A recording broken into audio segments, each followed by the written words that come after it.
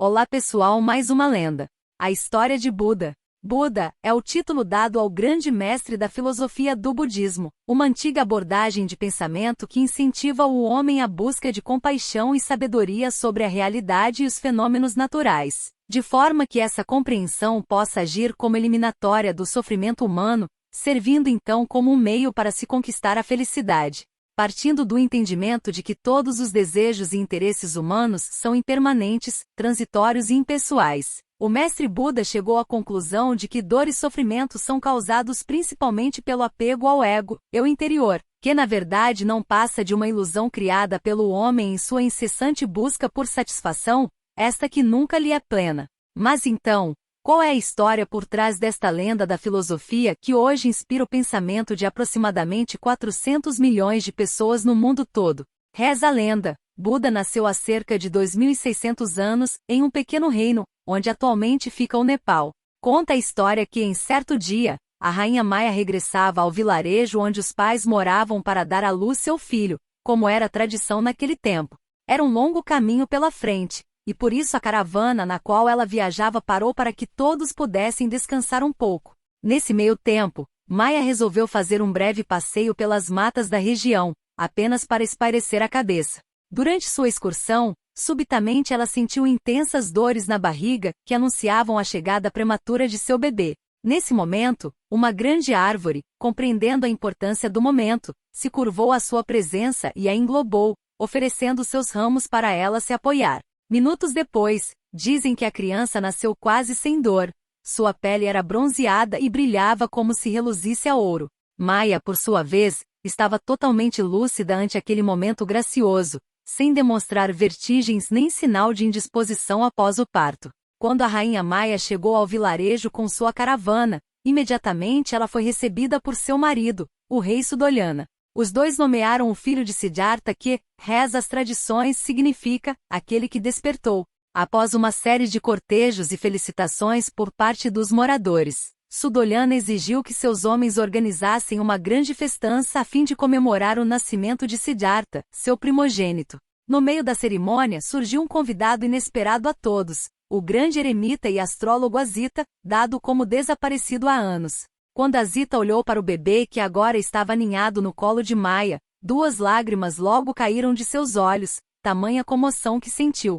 Asita se dirigiu a Maya e disse: "Não tema, minha rainha.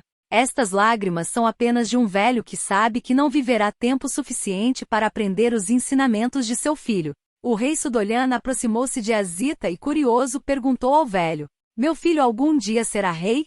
Ele será o dono do mundo, ou seu redentor? Ele poderá ser um mestre como o senhor se quiser, mas antes, deverá seguir meus passos e ser um rei. Ele será o dono do mundo, ou seu redentor. Ele poderá ser um mestre como o senhor se quiser, mas antes, deverá seguir meus passos e ser um rei. Meu rei, poderá acontecer como deseja, mas, muitas vezes, os deuses traem os desejos dos mortais." Nesse mesmo instante o bebê Siddhartha chorou, como se tivesse sido afligido por aquelas palavras. Sudolyana tomou o filho em seu colo, levantou-o em direção ao céu e bradou: "Ele será rei." Naquele mesmo dia, após as festividades, a rainha Maya sentiu um mau agouro. Ela teve um estranho pressentimento, como se soubesse que também não viveria o bastante para ver cumprido o destino de seu filho. E, exatamente 7 dias depois, Maya veio a falecer de uma terrível doença que médico algum conseguiu entender. Pulemos então uma boa parte da história. 28 anos depois, o jovem príncipe Siddhartha, agora um homem crescido, morava em uma majestosa cidadela junto do pai e seu povo. Diz a lenda que ele conheceu, se apaixonou e casou com uma linda moça, ou melhor, uma princesa que se chamava Yashodhara.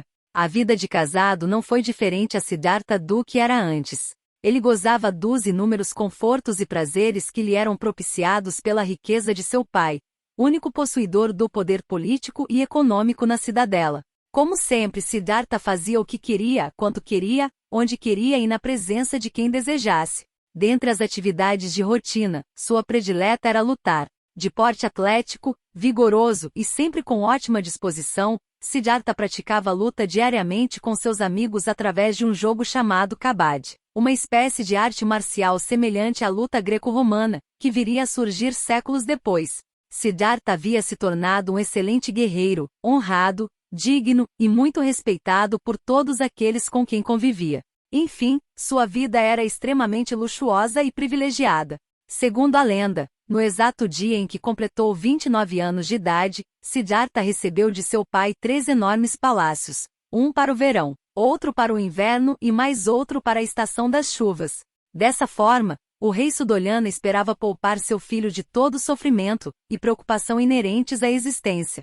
Porém, em certo dia, durante uma manhã ensolarada, Siddhartha ouviu uma maravilhosa canção de harmonia encantadora. A princípio ele não conseguiu identificar de onde a música vinha, sendo assim, ele resolveu caminhar em determinada direção para tentar localizar a origem daquela melodia, que lhe era tão gratificante. A canção era entoada em uma língua estranha e desconhecida a ele, e por isso soava assim tão misteriosa. O que ela dizia? O que significava? Enquanto Siddhartha prestava total atenção na melodia, sua esposa Yashodhara surgiu sorrateiramente de uma viela escura. Ela caminhava com lentidão, mas não demorou a perceber a figura do marido que tinha o semblante demonstrando uma mórbida curiosidade. Ela então se dirigiu ao marido para que talvez pudesse prestar algum auxílio. Yashodhara, que canção sensacional é essa? É de uma terra longínqua, meu príncipe. Evoca as belezas do país que a autora conheceu quando criança. As montanhas, vales, florestas e lagos que ela nunca poderá esquecer.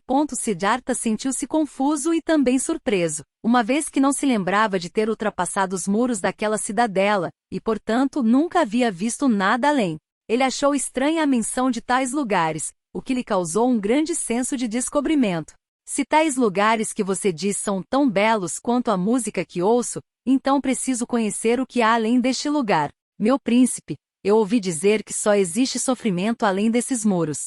O que quer dizer com sofrimento? Seu pai foi quem me disse, meu príncipe. E não deve ser mentira. Lembre-se que ele nos deu tudo o que poderíamos desejar. Para que visitar outros lugares quando estamos rodeados de tanta beleza? É verdade, nós temos tudo, e tudo parece tão perfeito. Então que sentimento é esse que estou sentindo? Se o mundo é assim tão belo, por que será que nunca ouvi? Ainda não vi a minha própria cidade. Tenho de ver o mundo com meus próprios olhos. Siddhartha ansiava conhecer o mundo, desbravá-lo assim como um marinheiro sedento por aventura. Não demorou muito para o rei Suddolana descobrir aquela ambição desmedida de seu filho. Como sempre foi obcecado por sua proteção e segurança, mandou preparar tudo devidamente para que nada que Siddhartha visse em sua viagem o perturbasse ou aborrecesse. Para Suddolana, todos deveriam ser jovens, imaculados e saudáveis. Para o rei, todos deveriam ser poupados da vida. E então chegou o tão esperado dia da partida de Siddhartha. Enquanto o príncipe deixava a cidade, pôde ver todos à sua volta ovacionando com urros de alegria e excitação. E de dentro de sua antecâmara vazia e escura, seu pai o observava secretamente com olhos compenetrados e premonitórios, e ele não parecia nem um pouco feliz. Assim que os portões centrais da cidadela foram abertos e Siddhartha obteve o primeiro vislumbre do mundo exterior, 2 seres excepcionalmente velhos e carcomidos, cada um segurando suas respectivas bengalas, arrastavam-se para frente como criaturas desesperadas por encontrar algum tipo de solenidade. Eram 2 pessoas com aparência diferente de tudo o que Siddhartha havia visto. Estupefato, ele perguntou a um servo que estava a seu lado. Me diga você, quem são aqueles homens horripilantes? São homens como nós, meu príncipe, que já mamaram no seio de suas mães. Mas por que eles têm aquele aspecto? Estão velhos, meu príncipe. O que quer dizer com velhos? A velhice destrói a memória, beleza e força. Acontece com todos, meu príncipe. Com todos? Comigo e com você também? Meu príncipe, sugiro não se preocupar com essas coisas. Durante a conversa, 2 outros criados agarraram os velhos pelos braços que mais pareciam paus de arara, e trataram de levá-los para um local reservado nos confins do vilarejo. Inconformado, pesaroso e mais uma vez confuso com o cenário que observava, Siddhartha resolveu seguir os viajantes recém-capturados. Chegando ao local designado para a acomodação dos velhos, Siddhartha percebeu que, na verdade, havia apenas uma mulher deitada em um saco de grãos. Ela estava tão velha e em condições tão judiadas que poderia ser transformada em pó ao mínimo impacto de uma ventania. A velha chorava profundamente com voz tão debilitada quanto seu corpo. Então, Siddhartha ajoelhou-se perante